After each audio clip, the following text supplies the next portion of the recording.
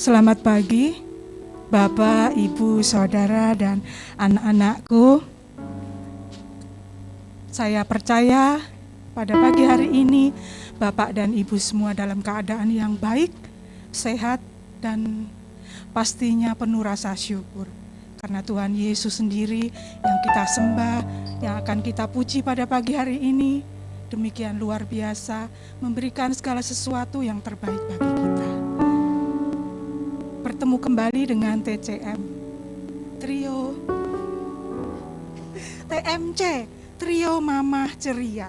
Yes. Biar semangat, ibu-ibu biar tidak kalah dengan anak-anak dan memberikan motivasi buat anak-anak untuk tetap bersemangat melayani Tuhan. Dan terbentuklah trio yang Trio Mama Ceria dan Cantik. Baiklah, sebelum kita memulai ibadah pada pagi hari ini, saya rindu Bapak Ibu Saudara sejenak memberikan saat teduh untuk masing-masing pribadi,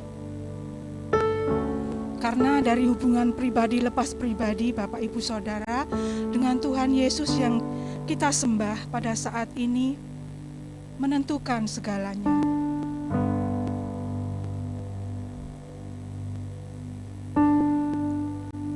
Karena Tuhan Yesus menilik hati Bapak Ibu Saudara pribadi lepas pribadi.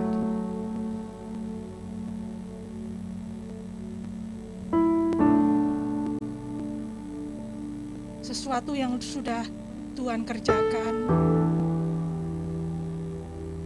tentunya akan terasa istimewa bagi kita semua. Pada saat kita mampu mengucap syukur bahwa apa yang Tuhan lakukan bukan biasa-biasa saja, bukan hal yang seperti biasanya, bukan hal yang sepertinya tidak ada artinya. Saat itulah ucapan syukur terpancar, bahkan keluar dari setiap mulut kita.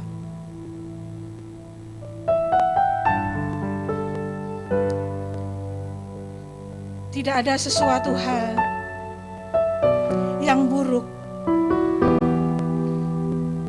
yang bisa membuat mulut kita melontarkan kata-kata yang jelek, yang menuduh Tuhan Yesus, kata-kata yang tidak pantas kepada Tuhan Yesus yang kita sembah. Semua hanya ada ucapan syukur dan terima kasih. Kata-kata manis yang keluar dari mulut kita karena terpancar dari hati kita yang manis. Hati kita yang manis terhadap Tuhan Yesus. Hati kita yang tanpa curiga.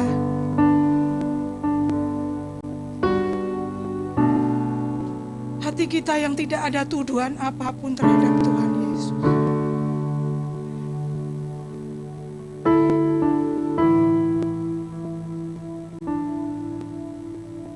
Tuhan Yesus sudah terlebih dulu mengasihi kita.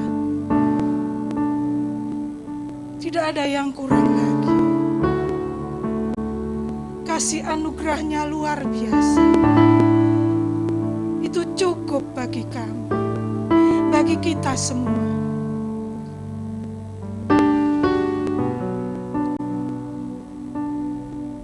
Betapa luar biasa. Terima kasih Bapa di surga, terima kasih. Mari Bapak Ibu Saudara bersama-sama kita berdoa. Bapa kami, Bapa kami yang di surga, dikuduskanlah namamu, datanglah kerajaanmu, jadilah kehendak-Mu di bumi seperti di surga. Berikanlah kami pada hari ini makanan kami yang secukupnya, dan ampunilah kesalahan kami, seperti kami juga mengampuni orang orang yang bersalah kepada kami. Dan janganlah membawa kami ke dalam pencobaan, tapi lepaskan kami dari yang jahat. Karena Engkaulah yang mempunyai kerajaan dan kuasa dan kemuliaan sampai selama-lamanya. Untuk menyampaikan amin.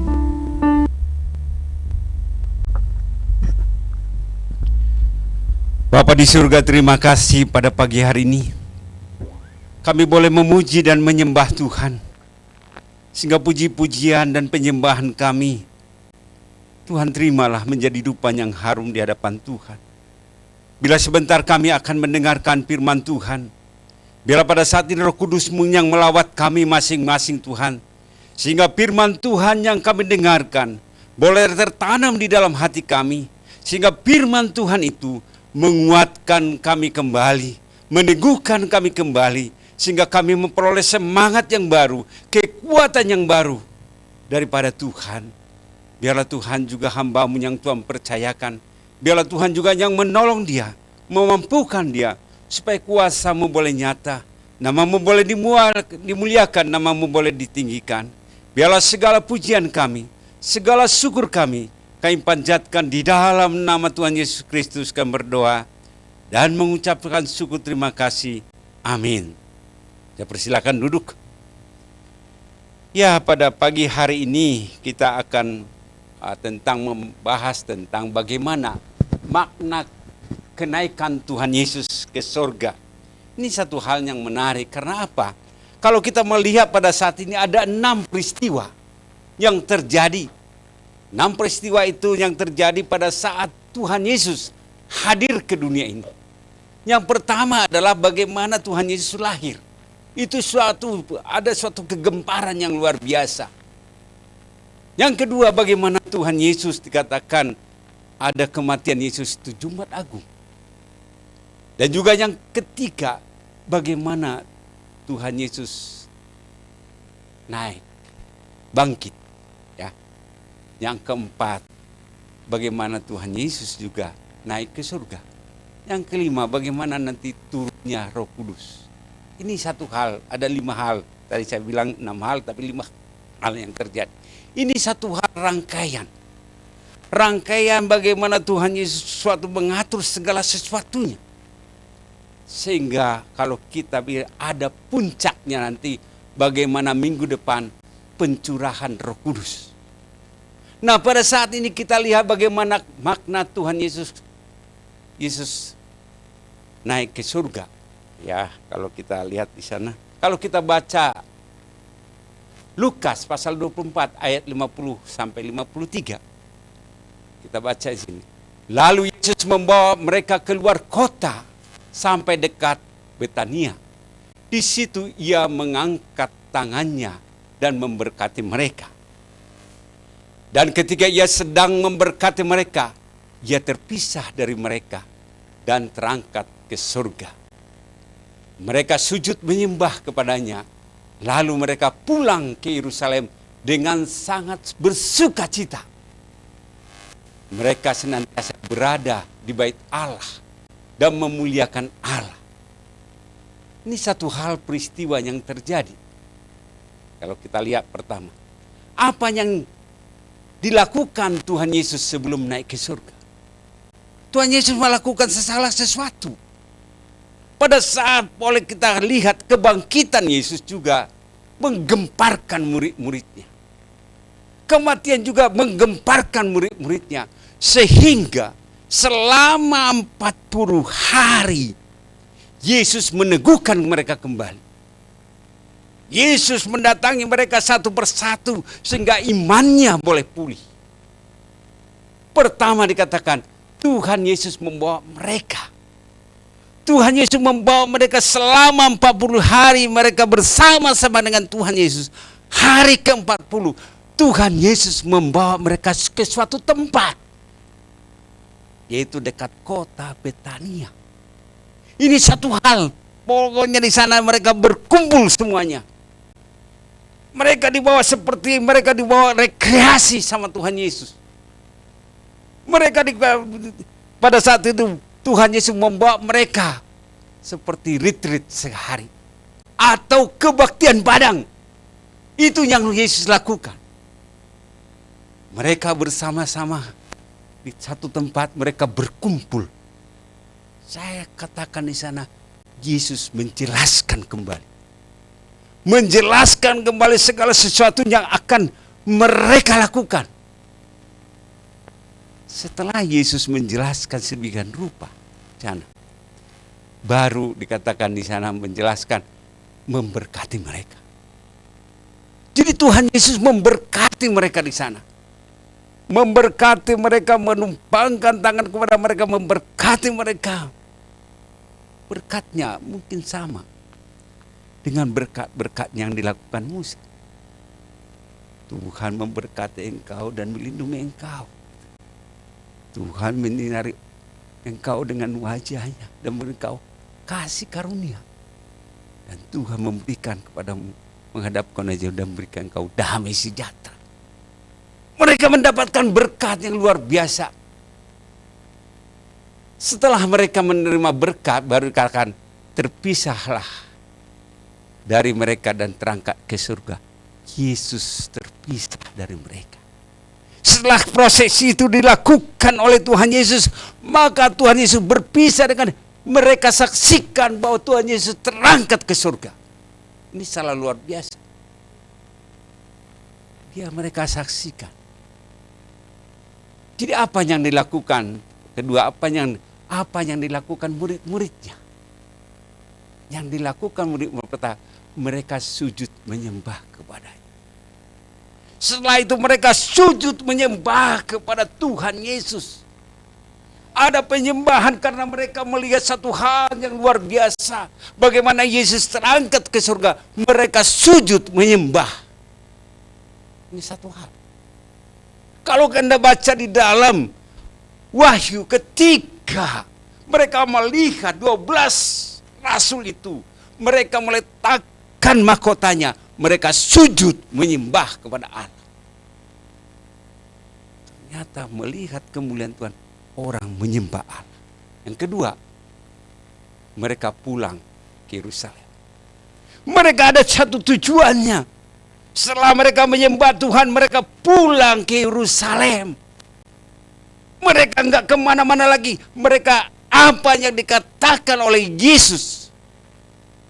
Di dalam, boleh dikatakan di dalam firman-Nya, Matius dikatakan. Matius 28 ayat 10. Supaya mereka berkumpul di sana Yerusalem. Mereka di sana berdoa.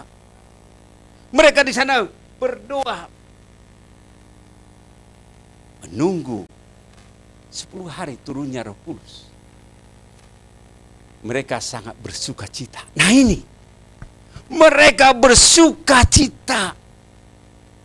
Kalau kita lihat peristiwa kebangkitan Yesus, peristiwa kematian Yesus, mereka tidak bersuka cita. Ternyata apa yang dilakukan Tuhan Yesus selama 40 hari berhasil membuat murid-muridnya bersuka cita, bukan berduka cita. Kenaikan Tuhan Yesus ke surga membuat murid-muridnya bersuka cita. Mereka pulang dengan sukacita. Ada kebangunan rohani yang dilakukan oleh Yesus sehingga mereka pulang dengan sukacita. Wah ini sukacita yang mereka dapatkan luar biasa. Sukacita mereka terima. Karena itu Paulus mengatakan bersukacitalah senantiasa. Sekali lagi kata bersukacitalah. Itu yang dialami murid-muridnya. Ada sukacita. Luar biasa, berbeda dengan hal-hal seperti itu. Inilah yang dirasakan murid-muridnya ketika Yesus naik ke surga. Ada sukacita. Wah, mereka bersukacita di sana. Ada sorak-sorai di sana. Mereka sangat luar biasa. Ini yang dialami murid-muridnya, ada sukacita. Karena itu selalu pendeta, ada sukacita, ada. Tapi sukacita yang mereka alami berasal dari hati mereka. Tidak ditanya oleh Tuhan Yesus, ada sukacita enggak? Tapi ada meluap-luap sukacita mereka. Karena itu mereka berkumpul di Yerusalem. Mereka melihat, menyaksikan kemuliaan Tuhan, sehingga mereka terus memuji Tuhan. Mereka berdoa di sana. Saya kira Tuhan Yesus menjelaskan ya tentang apa? Mereka senantiasa berada di dalam bait Allah. Ini yang mereka lakukan. Mereka senantiasa berada di bait Allah. Ya. Mereka kembali dibangun. Kalau tadinya mereka ketakutan, tetapi setelah mereka menyaksikan kenaikan Tuhan Yesus, mereka di bait Allah. Yang tadinya mereka di rumah-rumah, setelah kenaikan Tuhan Yesus, mereka datang ke bait Allah. Ini perubahan yang luar biasa. Mereka datang ke bait Allah. Apa yang mereka lakukan di sana? Memuliakan Allah. Mereka memuliakan Allah dalam kehidupan mereka. Luar biasa. Mereka memuliakan Allah di sana. Saya rasa inilah yang dikatakan mereka. Yang kedua, tujuan Yesus naik ke surga. Inilah mungkin yang disampaikan Tuhan Yesus pada saat mereka kebaktian padang. Ia mengingatkan kembali bahwa Tuhan Yesus naik ke surga ada suatu tujuan di sana. Tujuannya adalah pertama, jangan engkau gelisah. Janganlah gelisah hatimu. Percayalah kepada Allah. Ini yang ditegaskan.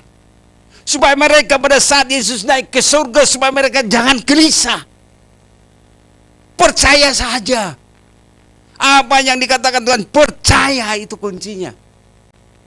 Sehingga peristiwa-peristiwa yang berlalu itu mereka jangan gelisah. Percaya kepada aku. Ini yang mungkin ditegaskan oleh Yesus pada saat mereka kebaktian padang. Ya, percayalah juga kepada aku. Karena di rumah Bapakku banyak tempat tinggal. Jika tidak demikian, tentu aku mengatakannya kepadamu, sebab aku pergi ke situ untuk menyediakan tempat bagimu. Menyediakan tempat. Itu suatu anugerah. Tuhan Yesus menyediakan tempat bagi kita. Kalau kita menduduki satu tempat, kalau kita sudah tempat di situ, tempat itu mungkin itu akan menjadi milik kita. Kalau disuruh pindah itu susah. Tempat yang dijelaskan di sana boleh dikatakan Tuhan Yesus menyediakan tempat. Tempat yang istimewa. Biasa. Jadi tempat kita. Kenapa? Tempat itu suatu kebutuhan. Orang mencari tempat. Supaya apa? Supaya dia nyaman di sana. Janji Tuhan itu yang dibutuhkan oleh manusia. Aku akan membuat tempat bagimu. Tempat yang khusus. Inilah percaya. Ini janji Tuhan. Saya pergi sana membuat tempat bagimu. Ya, tempat. Ya kan? Kalau orang nggak punya tempat dia gelisah. Ya.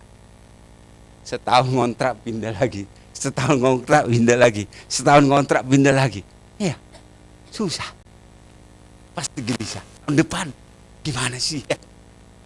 Mana uang kita? Oh, belum cukup untuk kontrak tahun depan. Tapi Tuhan menyediakan tempat yang gratis. Luar biasa. Tuhan berikan tempat yang gratis, karena itu jangan gelisah hatimu. Selama kamu di dunia itu jangan gelisah hatimu. Percaya kepada Tuhan. Ini pesan Tuhan Yesus. Menyediakan tempat.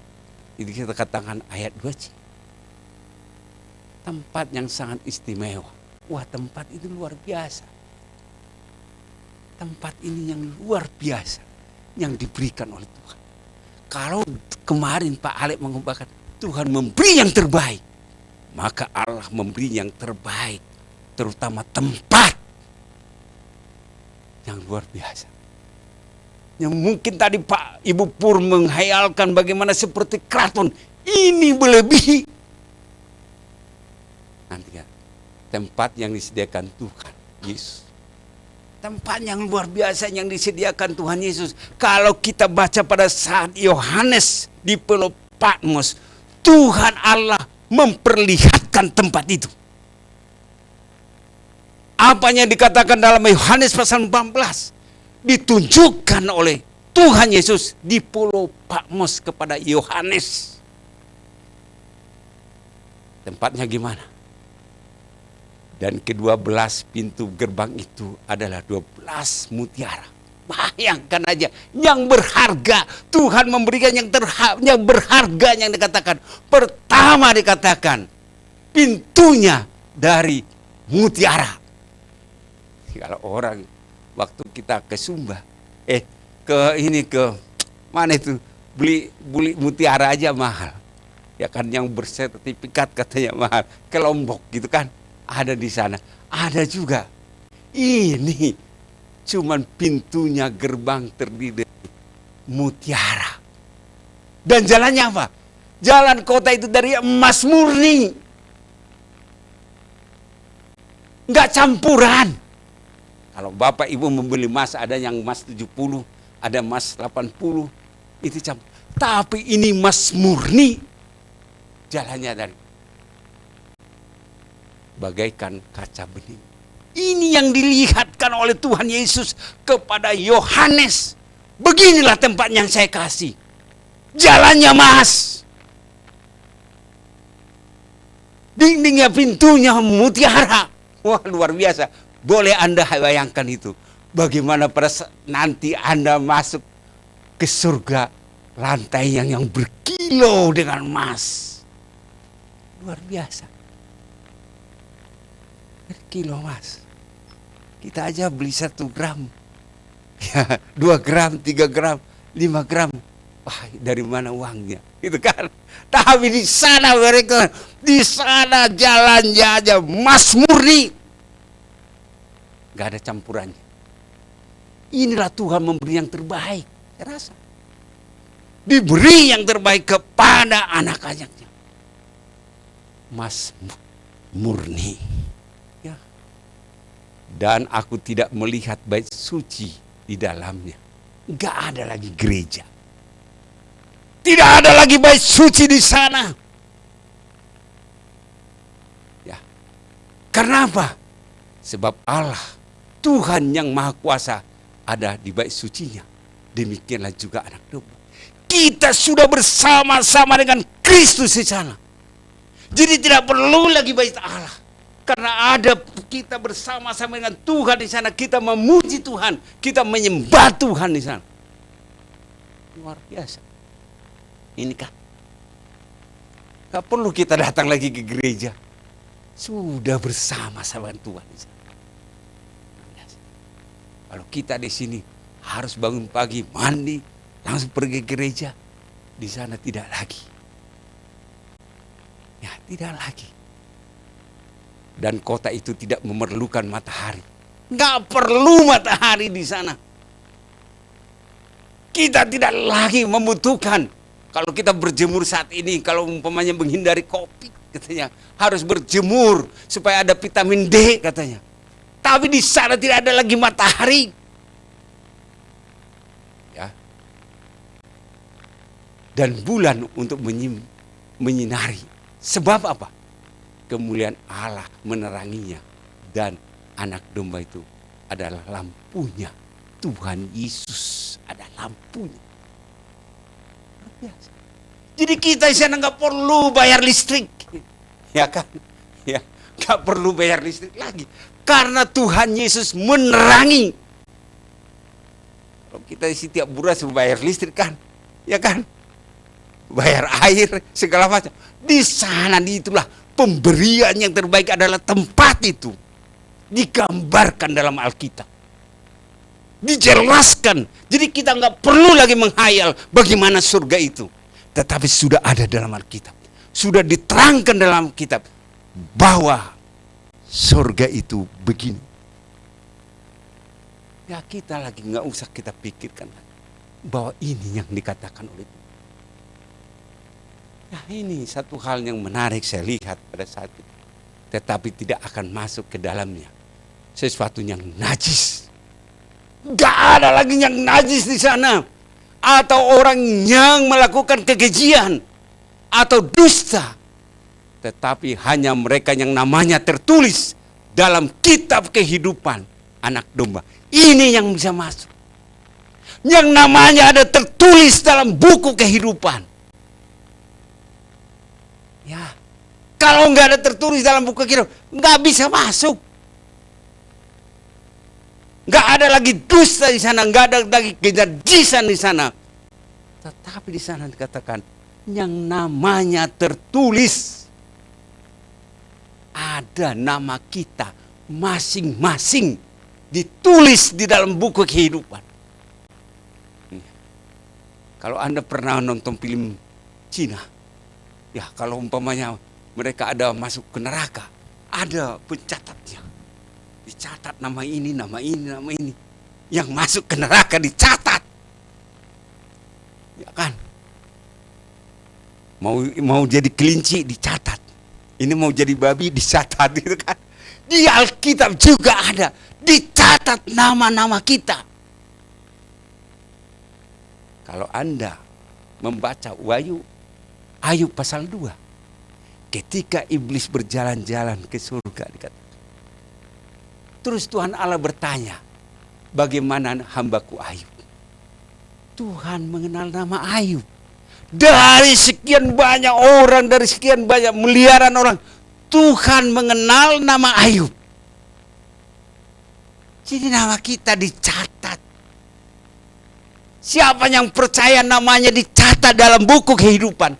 Nah, orang-orang inilah yang masuk bagian. Ya kan, ada pencatat. Nama Leo. Jadi kalau Anda ganti nama gimana? Ya, yang ini tadi nama Saud diganti. Wah, nama Saud ganti nama Udin. Wah ini, ya. Kalau saat ini bisa ada tip X, di tip X juga kan diganti. Nah kadang-kadang itu. Jangan sampai nama kita dihapus di tip X oleh Tuhan Allah.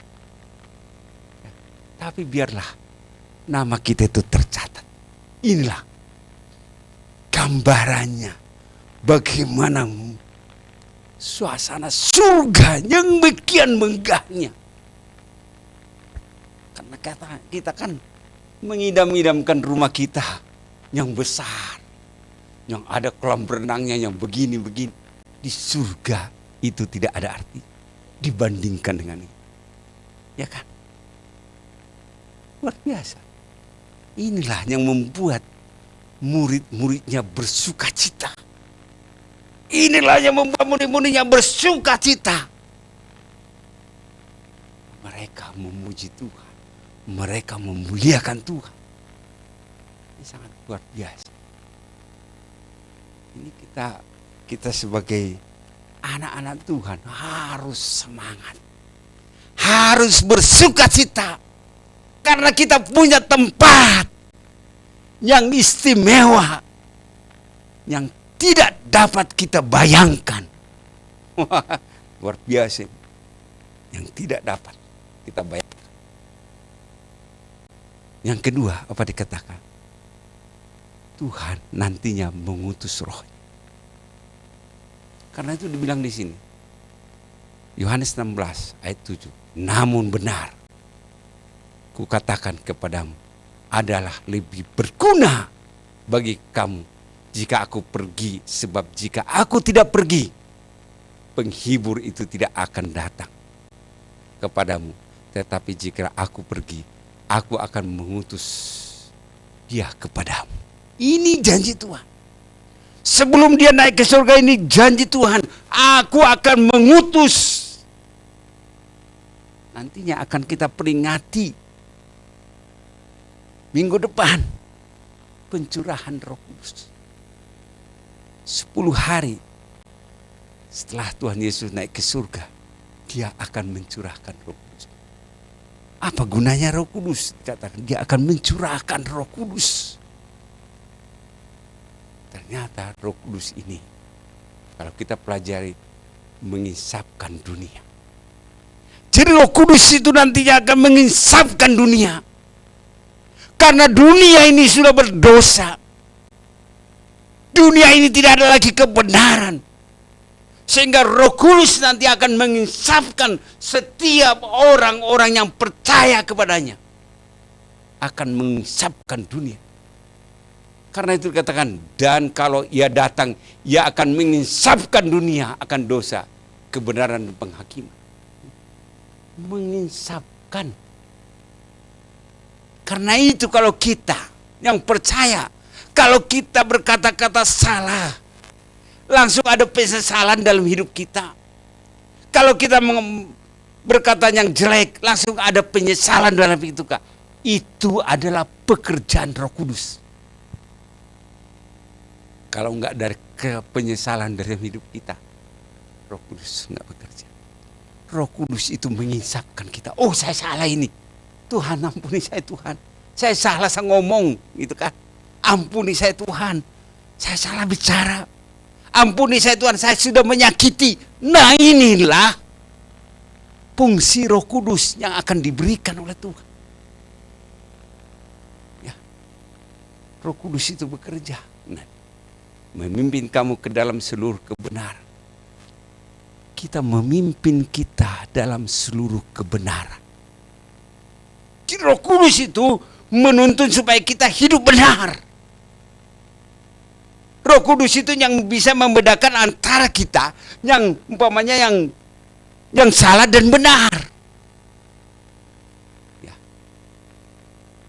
Setelah kita ini diinsapkan, kita dikasih kebenaran. Jadi kita tahu kebenaran itu.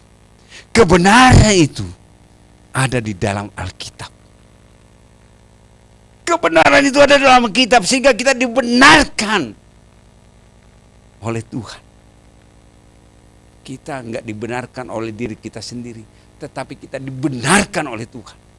Sehingga perbuatan kita benar. Ya kan? Kalau orang enggak benarkan, maka perbuatannya enggak benar. Tetapi apabila ia datang, yaitu Roh kebenaran, ia akan memimpin kamu ke dalam seluruh kebenaran. Memimpin kamu dalam seluruh kebenaran. Jadi hidup kita benar. Ya kan? Ini. Sebab ia tidak akan berkata-kata dari dirinya sendiri, tetapi segala sesuatu didengarnya. Itulah yang akan dikatakannya. Dan ia akan memberitakan kepadamu hal-hal yang akan datang. Ini. Jadi Roh Kudus yang memberitakan hal-halnya akan datang. Jadi Roh Kudus itu yang berbicara kepada kita. Karena itu bagaimana caranya Roh Kudus itu berbicara kepada kita? Kita harus umpamanya hidup kudus. Karena dalam hati kita ini ada suatu suara. Ada dua keinginan dalam hati kita. Mana yang kita dengar? Keinginan mana yang kita dengar? Atau keinginan daging atau keinginan roh. Ini selalu bertentangan dalam hidup kita.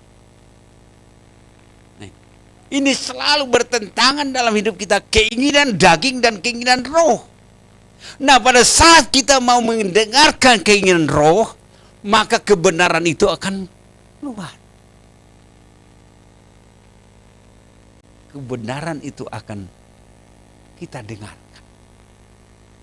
Karena Roh Kudus itu selalu mengingatkan kita. Roh Kudus itu selalu mengingatkan kita. Memberitahukan yang akan datang. Nah, ini. Jadi kalau Anda peka mendengarkan suara kudus, Anda akan bisa peka. Pekaan itu. Jadi kembangkanlah supaya apa? Roh Kudus itu berbuah dalam kehidupan Anda. Sehingga Roh Kudus itu yang senantiasa berperan. Karena apa? Di dalam Kisah 1 ayat 8 dikatakan, tetapi kamu akan menerima Roh Kudus tetapi kamu akan menerima kuasa kalau Roh Kudus turun di atas kamu. Dan kamu akan menjadi saksiku, dikatakan, di Yerusalem, Yudea, Samaria, dan sampai ke ujung bumi. Nah, dikatakan di sana kita, kalau Roh Kudus itu ada di dalam hati kita, kita punya kuasa. Untuk apa? Untuk menaklukkan kedagingan kita. Ya, menaklukkan kedagingan kita. Karena Roh Kudus itu yang memerdekakan kita. Dari apa? Dari perhambaan. Jadi ini, kita punya kuasa, tetapi kadang kuasa itu tidak kita pakai dalam hidup kita. Kuasa itu kita pendam dalam hidup kita. Kenapa? Karena tadi kegelisahan tadi. Padahal kita masing-masing punya kuasa. Amin. Coba praktekkan kuasa yang Tuhan berikan kepadamu. Ya kan? Kita sama sebenarnya. Ada kuasanya.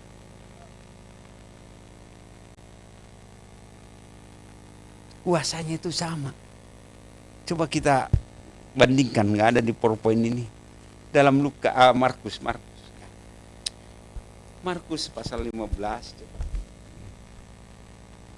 Ini kuasanya ada sekarang. Ya.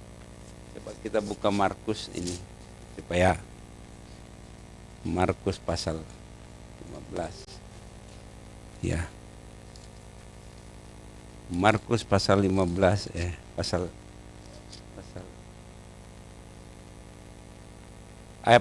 Markus pasal 16. Maaf saya ini. Ya. Ayat, coba satu orang bisa baca ayat 17. Ya. Satu orang bisa baca Markus 16 ayat 17.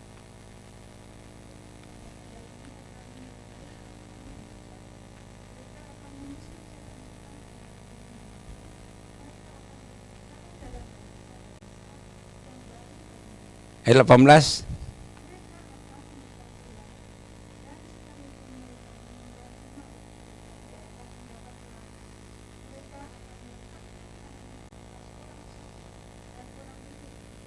Nah, ini sebenarnya tanda-tanda orang percaya. Kalau saya tanya siapa yang percaya di sini, pasti semua percaya. Nah, tanda-tanda ini ada di dalam kehidupan kita. Ya. Tanda-tanda ini menyertai kita. Yang pertama apa dikatakan? Tanda-tanda ini akan menyertai orang-orang percaya. Mereka akan mengusir setan-setan demi namaku, mengusir setan. Kalau Anda takut ada setan di rumahmu, jangan panggil pendeta. Ada kuasa di rumah. Usir dalam nama Yesus. Ya kan? Tanda-tanda ini menyertai. Nggak usah capek-capek. Ada kuasa itu di dalam diri kita masing-masing. Kalau Anda gelisah, usir dalam nama Yesus. Percaya. Sehingga Anda tidak tertipu. Ya, kadang-kadang kita ini punya kuasa. Kita punya tanda. Kenapa kita mengusir setan-setan? Iblis mengusir setan. Kuncinya apa? Dekat dalam Yakobus, karena itu tunduklah kepada Allah dan lawanlah iblis, maka ia akan lari daripadamu. Cuma tunduk kepada Allah, lawan iblis itu, dia lari. Ya. Baru dikatakan di sini. Mereka akan berbicara dalam bahasa yang baru bagi mereka. Ini nanti akan kita lihat dalam Kisah pasal 2. Ketika Roh Kudus dicurahkan, mereka berkata-kata di dalam bahasa-bahasa masing-masing yang ada di sana. Mereka akan berbicara, bukan di sana, mereka akan, orang yang datang itu akan mengerti satu persatu. Mereka mungkin berbicara dengan bahasa Persia, mereka berbicara dengan bahasa-bahasa yang lain, tetapi mereka mengerti bahasa-bahasanya. Nah, ini yang tadi Ya. Baru dikatakan di sini mereka akan memegang ular. Memegang ular, ya kan? Memegang ular. Ini kalau dan sekalipun mereka minum racun maut, sekalipun mereka minum racun maut, tidak apa-apa. Ya. Ini yang dikatakan percayalah kepadaku, kata Tuhan Yesus. Minum racun, tidak apa-apa. Ya. Itu yang terjadi. Ya, waktu saya pelayan di Kalimantan, mau dikasih apa saya minum, kasih apa saya makan, walaupun dia dukun, nggak terjadi apa-apa. Akhirnya mereka percaya juga, ya kan? Nah, ini tanda-tanda ini kita harus percaya. Jangan ini Alkitab ini jadi teori, tapi kita harus lakukan. Kita praktekkan dalam hidup kita.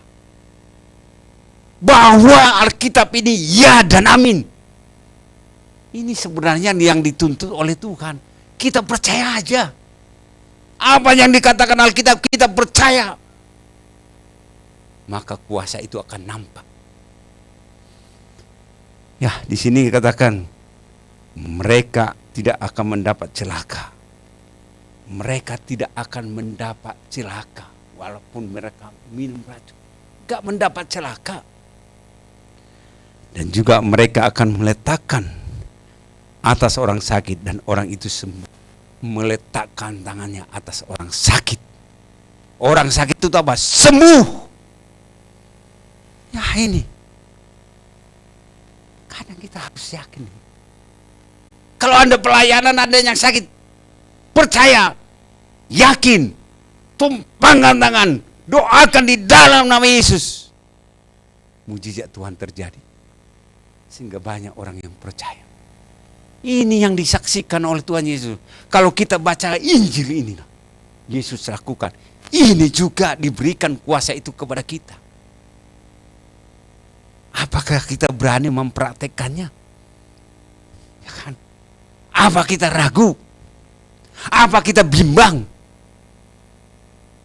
Karena itu dikatakan dalam Yakobus, orang yang bimbang, orang seperti dikatakan seperti apa? Diombang-ambingkan oleh, tapi dia tidak akan mendapat apa-apa. Yakin penuh seperti dikatakan tadi Bapak Stefanus. Ya, bagaimana dikatakan bisa berdoa untuk apa? Menghentikan hujan. Hujan itu tidak kena ke berasnya. Itu dulu yang dilakukan bapak saya. Bapak saya itu di transmigrasi di Lubuk Linggo. Setiap ada acara, dikatakan ini kesaksian bapak saya.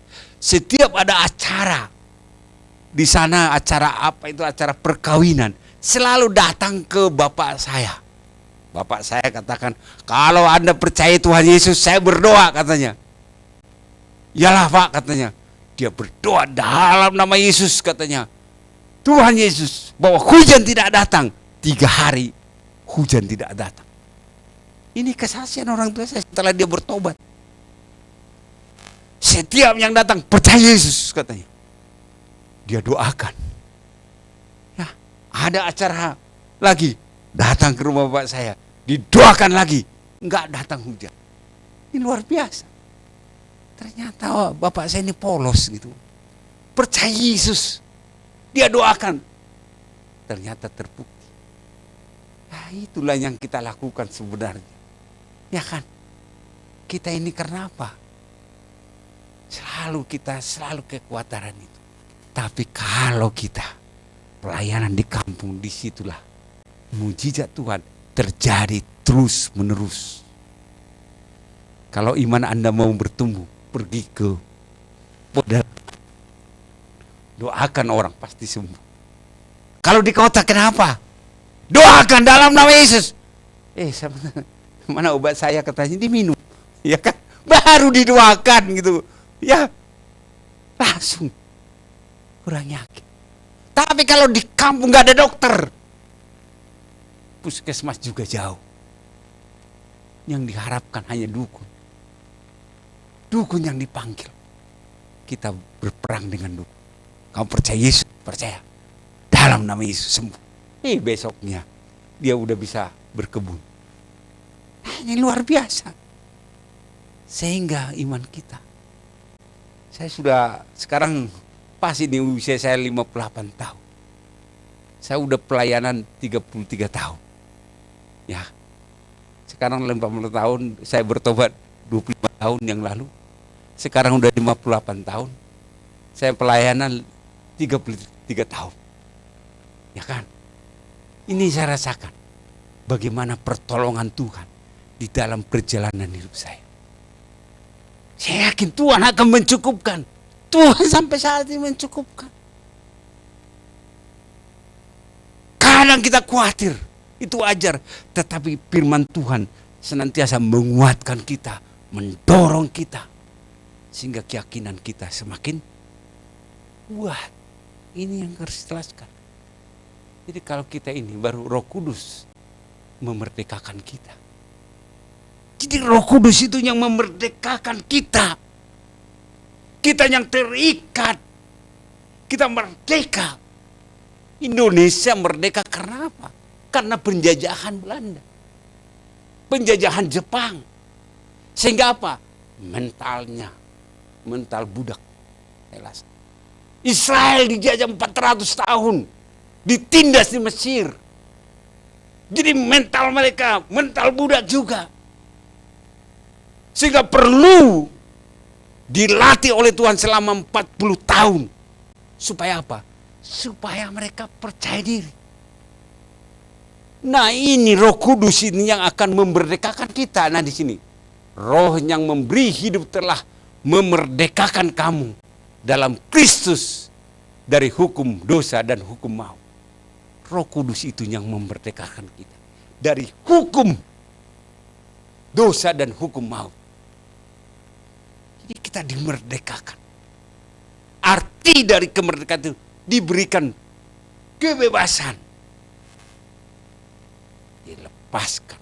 Inilah yang mungkin juga dikatakan oleh Yesus Kristus pada saat mereka retreat sebelum dia naik ke surga. Dimerdekakan. Menjadi kita anak Allah.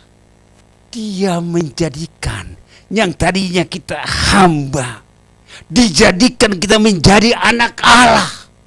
Statusnya dirubah. Menjadi anak Allah. Luar biasa. Anak Allah. Bukan anak pungut.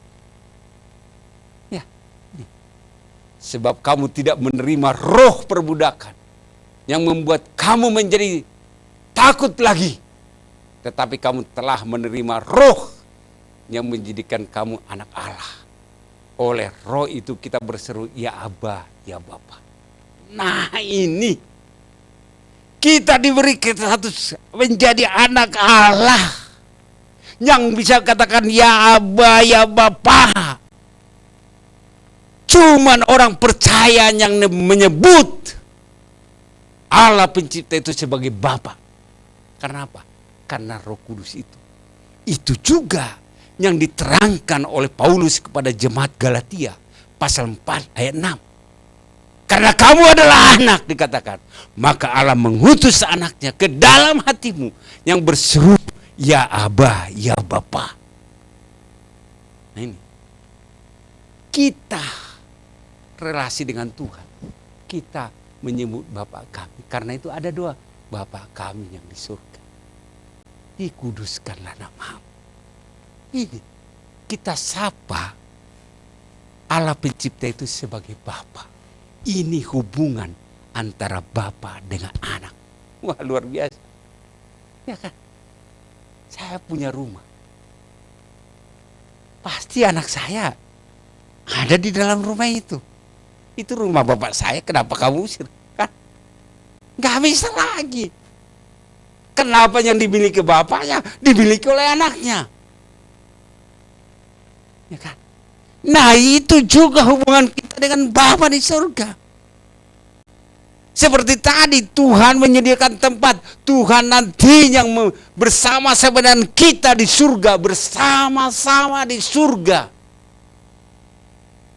Karena kita adalah anak, kita berhak menjadi ahli waris kerajaan. Jadi bersukacitalah. Ya kan, umur kita hanya berapa? 70-80. Kalaupun 80 penderitaan yang datang. Sekarang kita ya sudah mulai 60, sudah mulai batuk-batuk, mulai ini kan, udah 50 sudah mulai jalannya sudah mulai beda, ya kan, yang tadinya kekar gitu kan, ya ini istri saya udah mulai 52, aduh sudah mulai mulai lambung, mulai ini, nah ini terjadi. Ternyata apanya yang dikatakan firman Tuhan benar juga. Ya, benar ini. Usia kita ini bukan makin sehat. Ya, ini satu hal kita yakin. Ya, ini Roh Kudus membantu kita dalam kelemahan. Ini yang terakhir. Bahwa Roh Kudus itu membantu kita dalam kelemahan. Karena Tuhan tahu kita punya kelemahan masing-masing. Karena itulah Roh Kudus diutus. Karena kita manusia punya kelemahan. Karena itulah diberikan Roh Kudus. Kalau enggak kita akan terseret. Roh Kudus itu yang menuntun jalan kita. Inilah. Jadi Tuhan itu kalau saya enggak pergi katanya Roh Kudus itu enggak turun.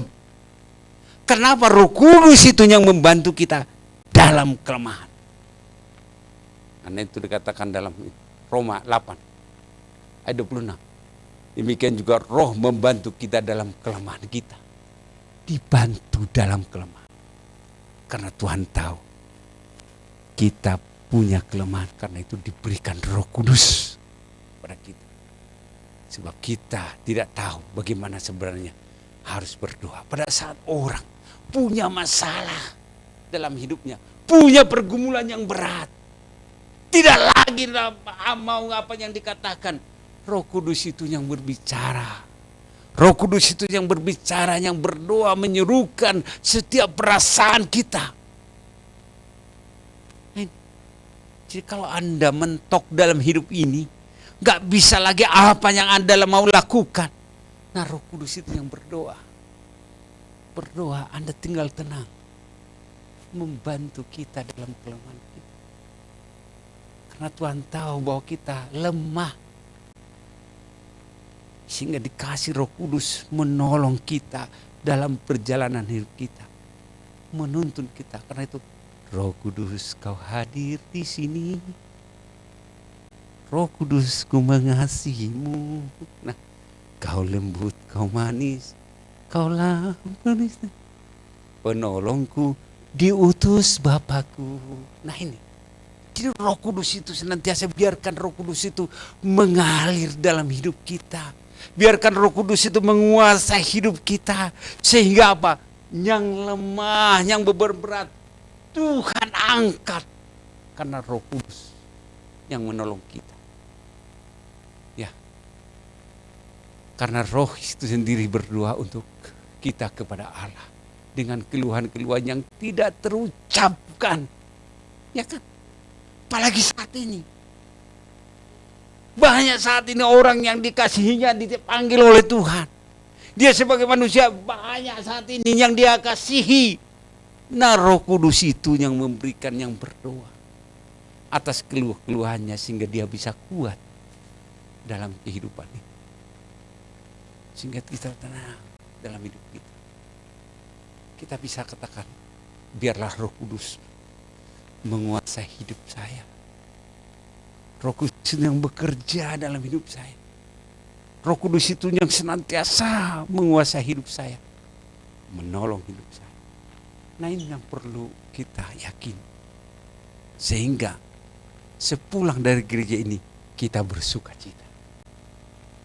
Karena kita tahu kita punya tempat yang istimewa dalam hidup kita.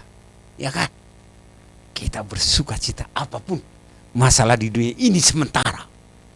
Kita akan menikmati suasana surgawi di sana. Bersama-sama dengan Kristus Yesus. Tidak perlu matahari, tidak perlu bulan.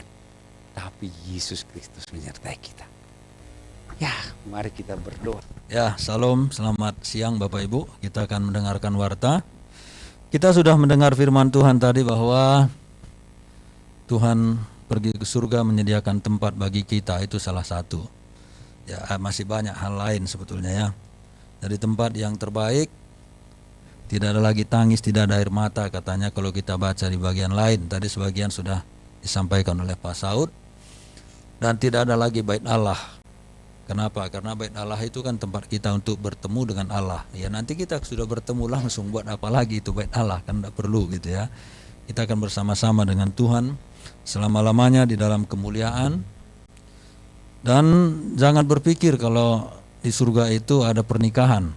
Ya, karena Tuhan sendiri sudah mengatakan bahwa di surga itu tidak ada lagi kawin dan mengawinkan katanya. Melainkan kita semua sama seperti malaikat.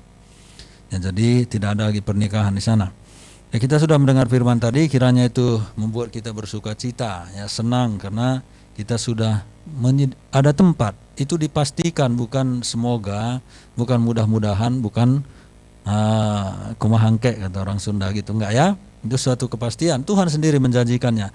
Itulah menariknya di dalam Alkitab Bapak Ibu. Tuhan itu selalu memberikan kepastian, bukan duga-dugaan, bukan. Selalu memberikan kepastian. Dan Tuhan kita itu bukan Tuhan yang lebih banyak mengancam dengan hukuman, tetapi lebih banyak menawarkan anugerah dan pengampunan, kasih. Itu yang kita baca dalam Alkitab. Nah, yang kedua tadi, Roh Kudus dicurahkan, akan kita peringati minggu depan, ya, sehingga tubuh kita disebut bait Allah, ya, bait Roh Kudus. Nah, tadi Pak Saud juga sudah menyinggung ada kuasa yang diberikan kepada kita menyembuhkan penyakit. Ya, itu memang banyak buktinya gitu ya, banyak buktinya. Ya, saya juga beberapa kali, ya bukan hanya beberapa lah, sering juga mengalami hal-hal semacam itu. Nah, tadi juga, kalau ada ular katanya, jangan takut. Ya, Bapak Ibu jangan ada ular berbisa. Ini coba nih, bukan begitu maksudnya itu ya. Bukan seperti itu. Ya, ada satu kisah di dalam Alkitab ketika Paulus pergi ke dalam tahanan pergi ke Roma, kapal mereka karam di Pulau Malta. Nah, pada waktu itu mereka mau memasang api unggun, Paulus memungut ranting-ranting, ada ular di situ, ular berbisa, dia dipagut oleh ular itu. Dan orang-orang bilang ini Paulus pasti akan mati. Laut sendiri sudah mau membunuh dia, tapi tidak mati, sekarang ular katanya. Dia nggak mati. Walaupun ular berbisa. Itulah sebabnya akhirnya banyak orang di Pulau Malta itu bertobat. Nah, itu salah satu contoh, dan juga banyak kesaksian bahwa di dalam pelayanan sering sekali hamba Tuhan itu diracun. Tapi nggak mati, yang meracunnya yang mati. Gitu ya. Diracun. Jadi bukan sengaja, ini baygon nih, minumlah, kamu akan sehat, bukan itu maksudnya ya. Di dalam situasi-situasi tertentu kadang kita memang bisa diracun orang, tetapi tidak mati. Dan itu banyak contoh. Ada juga yang saya pernah baca, jadi diajak minum, di minuman itu sudah disediakan racun, gelasnya pecah. Ya, gelas itu pecah. Jadi nggak jadi dia minum. Sebelum dia minum, gelas itu sudah pecah. Jadi tumpah semua isinya. Nah, itu perlindungan Tuhan. Jadi Bapak Ibu, dari maksud Pak Saud tadi bukan seperti itu, jangan nanti salah. Oh, ada ular nih, pergi ke kebun binatang itu masukin ke ular kobra gitu, bukan gitu maksudnya. Ini ular nih gitu, bukan ya. Bukan seperti itu. Atau wah, biar orang tahu saya pengikut Yesus, pergi ke mall ambil baygon. Lihat nih, bukan gitu ya. Jangan sampai seperti itu. Ya, jadi situasi-situasi tertentu maksudnya. Bukan mencobai Tuhan maksudnya. Oke Bapak Ibu, terima kasih untuk Pak Saud untuk firman Tuhan. Kiranya menyegarkan jiwa kita ya, Bapak, Ibu-ibu dan anak-anak muda ini, terima kasih juga. Ya, semua sudah mengambil bagian. Pak Pur yang selalu setia, datang paling cepat, pulang paling lambat. Nah, terima kasih Pak Pur. Ya, kita lihat warta kita. Total persembahan, ini hari Kamis ya, 500.000. Terima kasih, Tuhan berkati. Silakan lanjutkan. Yang berulang tahun ya, Pak Gunawan, Pak Milo, Pak Saud. Ya, terus masih ada yang lain. Kalai, Kalai tanggal 10, Ibu Rindu tanggal 16, ya Bu Mai tanggal 23. Ya, kita teruskan. Ulang tahun pernikahan ya, Pak Hadi Gunawan sama Ibu Mai tanggal 5 Mei. Ya, selamat ulang tahun bagi yang berulang tahun, ada yang sudah lewat, ada yang belum. Nah, teruskan. Yang bertugas minggu depan Bapak Ibu bisa perhatikan ya. Sudah ya, datang semua ya. Ya, teruskan. Ya, korban dari Pak Yopi di Radio Cepi ya 103,5 FM. Nah, sekarang nggak bisa lagi kita dengar karena jam 9 kita sudah ada di sini. Tapi kita doakanlah supaya banyak orang yang mendengarnya. Kita lanjut. Ini menjadi topik doa kita. Saya kira kita perlu berdoa untuk Israel Palestina. Masalah Israel Palestina selalu dipolitisasi tentang keagamaan.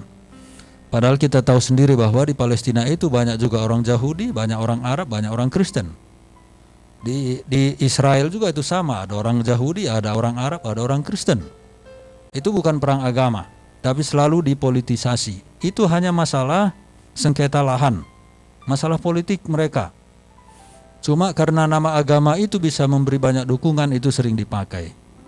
Nah, jadi manusia dunia ini memang sudah semakin kacau, tidak lagi menempatkan keadaan pada situasi yang sebenarnya, tetapi sering sekali dimanipulasi demi keuntungan pribadi. Alkitab mengatakan, menjelang akhir zaman, manusia akan semakin jahat, hanya akan mencintai dirinya sendiri, dan inilah yang kita saksikan waktu ke waktu. Sampai-sampai kita bisa mengorbankan orang lain demi kepentingan politik kita. Dan itulah yang kita lihat ya, di mana-mana kita bisa saksikan itu. Jadi kita doakan, jangan terpancing dengan isu-isu keagamaan. Kita mengasihi Palestina, kita mengasihi Israel. Kita tidak bisa berpihak kepada pihak manapun, karena kita harus berdiri netral. Walaupun Kristen itu sangat kuat hubungannya dengan Israel, tetapi kita tetap harus berdiri pada posisi yang benar, tidak memihak. Tidak memihak. Maka yang paling bisa kita lakukan adalah kita berdoa buat kedua bangsa ini. Ya, berdoa buat kedua bangsa ini. Kita doakan terus menerus karena ini bisa menimbulkan kisruh di dunia hanya gara-gara mereka yang bermasalah di sana. Karena selalu itu tadi dipolitisasi dengan isu-isu agama. Baik Bapak Ibu, mari kita berdoa. Bapa di surga, kami berterima kasih kepadamu untuk hari ini kami kembali bisa berkumpul, kami bisa beribadah, bisa memuji Tuhan, menyembah Tuhan, dan juga mendengarkan firman Tuhan. Terpujilah namamu karena kami sebagai anggota tubuh Kristus bisa bersehati, bersama-sama, mendekatkan diri kami kepadamu dalam persekutuan ini, dan juga mengikat tali persaudaraan kami satu dengan yang lain. Terima kasih untuk hamba-hamba Tuhan yang sudah menolong kami. Pak Saud sudah menyampaikan firman Tuhan yang mengingatkan kami kembali bahwa Engkau menyediakan tempat bagi kami di surga dan bahkan nama kami sudah tercatat di dalam kitab kehidupan. Sehingga kami bukanlah lagi orang-orang asing, melainkan orang yang menjadi pewaris dari kerajaan surga itu sendiri, karena Roh-Mu sendiri yang mengatakan bahwa kami adalah anak-anak-Mu, sehingga kami bisa menyebut Bapa Allah itu sebagai Bapa dan Aba. Terima kasih berkati Pak Saud, Tuhan terus menolong dalam pelayanannya dimanapun. Tuhan campur tangan, berkati keluarganya supaya semua sehat terus menerus. Terima kasih juga untuk tim PW yang sudah mengambil bagian. Mereka sudah berupaya juga untuk memberikan apa yang mereka bisa lakukan bagi kerajaan-Mu. Terima kasih untuk hal itu. Terima kasih untuk Infokus, terima kasih untuk ngambil persembahan, persiapan ibadah, dan juga terima kasih untuk Pak Pur yang meliput seluruh bagian dari ibadah kami ini sehingga bisa diupload juga ke YouTube. Terpujilah nama Tuhan, kiranya semua ini menjadi berkat yang semakin melimpah dan kemuliaan bagi nama Tuhan sampai selama-lamanya. Bapa di surga, kami juga berdoa kepadamu supaya Engkau terus memberkati bangsa dan negara kami. Tolonglah Tuhan masalah di Papua, karena terus-menerus terjadi perseteruan. Kami berdoa kepadamu Bapa supaya masalah ini bisa berhenti dan masing-masing bisa menahan diri. Kami juga berharap supaya pemerintah bisa lebih tahu cara bagaimana mendekati orang-orang yang ada di sana. Dan juga kami doakan supaya pihak-pihak asing kalau campur tangan di dalamnya, Tolonglah Bapa, sadarkan mereka agar mereka juga tidak memancing untuk membuat masalah menjadi semakin rumit. Kami juga berdoa kepadamu supaya Engkau berkati bangsa kami. Kami bersyukur karena COVID sudah semakin menurun. Namun Bapa, kami juga cemas karena masa liburan ini banyak orang yang berkumpul, entah itu di tempat-tempat wisata atau silaturahmi. Tuhan, memang itu tidak dilarang. Tapi kami berdoa kepadamu supaya kami semakin menjaga diri kami dan juga kami bisa semakin terus belajar untuk mematuhi protokol, dan itulah satu sumbangan yang bisa kami berikan untuk kebaikan bangsa kami. Perkuatlah pemerintahan kami Tuhan, karena banyak juga orang yang tidak setuju dengan pemerintahan ini. Kami berdoa supaya Tuhan sendiri menolong, dan isu-isu hoax yang sifatnya sering menyerang perintah, mau melemahkan pemerintahan, kiranya Tuhan ini bisa ditangkal semua. Dan juga kami berdoa untuk saudara-saudara kami di Sulawesi Tengah, karena masih terus terjadi masalah yang akhirnya bisa menimbulkan pertumpahan darah. Kami mohon belas kasihan-Mu supaya orang-orang yang selalu memicu perpecahan di sana, kiranya Tuhan menghentikan mereka dan pihak aparat supaya bisa berjaga-jaga dengan baik. Lindungilah pemimpin-pemimpin kami, presiden, wakilnya, segenap menteri sampai ke RT. Jagalah mereka Tuhan, dan tolong supaya masa jabatan pemerintahan Pak Jokowi bisa berjalan terus. Kami serahkan semua ke dalam tangan Tuhan. Kuatkan pemimpin-pemimpin kami menghadapi begitu banyak tekanan dan pergumulan di tengah-tengah bangsa ini. Masalah ekonomi, masalah bencana, masalah korupsi, masalah narkoba, dan begitu banyak persoalan. Tuhan, tolonglah supaya pemimpin-pemimpin kami tetap kuat dan menjalankan tugas mereka dengan baik. Kami berharap supaya semua boleh bekerja sama, walaupun berbeda pandangan politik, berbeda organisasi, dan juga mungkin berbeda tujuan. Tapi biarlah kiranya demi membangun bangsa ini, masing-masing rela untuk menaklukkan diri. Terima kasih Bapa. Kami juga berdoa kepadamu supaya Engkau berkati terus gereja kami. Tuhan, tolong gereja ini supaya gereja ini pun bangkit dan terus bersemangat dan semakin bersemangat. Biarlah Tuhan tolong juga jemaat-jemaat yang berulang tahun, kami bersyukur untuk mereka berulang tahun secara pribadi dan rumah tangga. Tuhan berkati supaya semua anak-anak Tuhan yang berulang tahun ini semakin hari semakin melihat bagaimana besarnya kasih-Mu, pemeliharaanmu, perlindunganmu, kesetiaanmu kepada mereka. Tuhan, kami juga doakan supaya mereka semua tetap sehat, dan jauhkanlah semua kami dari virus corona yang masih ada saat ini. Kami juga berdoa kepada Tuhan supaya Engkau selamatkan bangsa ini. Kami rindu bangsa ini bisa mengenal Engkau Tuhan. Kami bukan bermaksud untuk menambah jumlah orang Kristen, tapi kami ingin menambah orang-orang yang masuk ke dalam kerajaan Allah. Inilah kerinduan kami. Kami berdoa supaya setiap upaya yang dilakukan untuk menjangkau bangsa ini benar-benar dipakai oleh Tuhan dengan luar biasa. Mampukan dan beranikan kami terus menjadi saksi Kristus yang mengasihi, bukan membenci, yang menawarkan perdamaian dan kedamaian, bukan permusuhan. Dimanapun kami hadir Tuhan, biarlah kami selalu membawa damai, membawa cinta kasih, membawa harapan-harapan baru bagi orang-orang yang sedang berputus asa. Biarlah kami datang menjadi sahabat, menjadi saudara di dalam kesusahan mereka. Terima kasih Bapa yang baik. Tolong mampukan gereja-Mu, mampukan umat-Mu untuk terus mengampuni, walaupun kadang-kadang kami mendapatkan perlakuan-perlakuan yang tidak wajar, perlakuan-perlakuan yang tidak seharusnya dituduhkan kepada kami. Biarlah kami terus mampu mengampuni, seperti Kristus mengajar kami untuk mengampuni dan mengasihi setiap orang. Kami berdoa juga Tuhan untuk hamba-Mu ini, biarlah Engkau pimpin terus-menerus dalam rencana untuk terus melangkah untuk menceritakan kasih Tuhan di Kabupaten Kuningan. Arahkanlah terus-menerus, saat ini terhambat oleh karena protokol kesehatan. Tuhan, kiranya tolong supaya hamba-Mu tidak pernah mati semangat. Biarlah kiranya api roh Tuhan itu terus menyala dan bahkan semakin berkobar, sehingga hamba-Mu tidak pernah berhenti apapun yang menjadi tantangannya. Terima kasih ya Bapa. Kami juga berdoa kepadamu supaya Engkau berkati jemaat-Mu. Kami berdoa untuk Ibu Lili, Tuhan pulihkanlah dia. Kami bersyukur kalau kesehatannya sudah semakin membaik, tapi kami terus doakan, dukunglah dia. Untuk Michael juga kami doakan supaya Michael tetap kuat dan bersemangat. Jadikanlah pengalaman hidupnya yang kurang menyenangkan bagi kami ini menjadi berkat bagi orang lain. Kami juga berdoa terus untuk Pak Alek Tuhan. Menurut dokter bahwa dia ada masalah dengan jantung. Kami terus bawa dia ke dalam tangan Tuhan. Kami berharap Pak Alek supaya bisa menikmati waktu beristirahat. Karena itu tolonglah setiap malamnya supaya dia bisa tidur pulas, tidur nyenyak Tuhan. Kami berdoa kepadamu juga supaya Pak Alek semakin bisa mengatur waktu. Dengan demikian dia tidak terlalu lelah pikiran, lelah fisik. Kami doakan dia, berkati seluruh pelayanan, karena pelayanan yang begitu banyak. Tuhan selalu topang dia. Beri kesabaran kepada ibu juga, karena ibu pun harus mengambil bagian untuk menolong Pak Alek dalam segala kesulitannya. Kami serahkan ibu ke dalam tangan Tuhan. Terima kasih, berkati anak-anak juga supaya mereka pun bisa memahami keadaan yang sebenarnya. Tuhan tolong untuk segala kebutuhan hidup mereka. Terima kasih Bapa yang baik.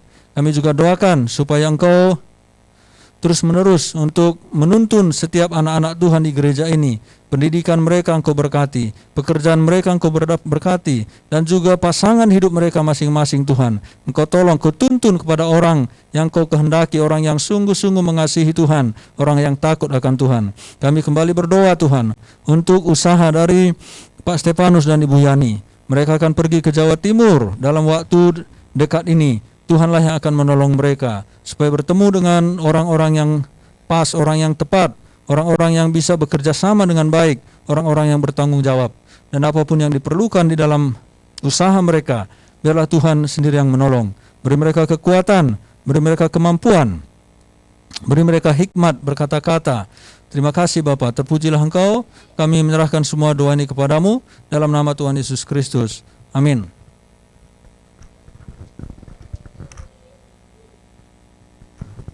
Mari kita bangkit berdiri, kita mengatakan pengakuan iman rasuli. Aku percaya kepada Allah, Bapa yang Maha Kuasa, Khalik langit dan bumi, dan kepada Yesus Kristus, Anak-Nya yang tunggal Tuhan kita, yang dikandung daripada Roh Kudus, lahir dari anak darah Maria, yang menderita sengsara di bawah pemerintahan Pontius Pilatus, mati turun ke kerajaan maut.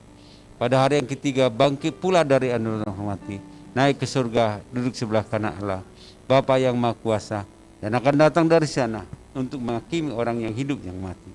Aku percaya kepada Roh Kudus, gereja yang kudus, persekutuan orang kudus, pengampunan dosa, kebangkitan daging.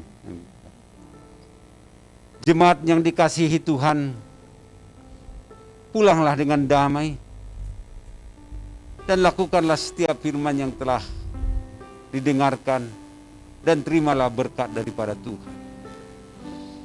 Tuhan memberkati engkau dan melindungi engkau.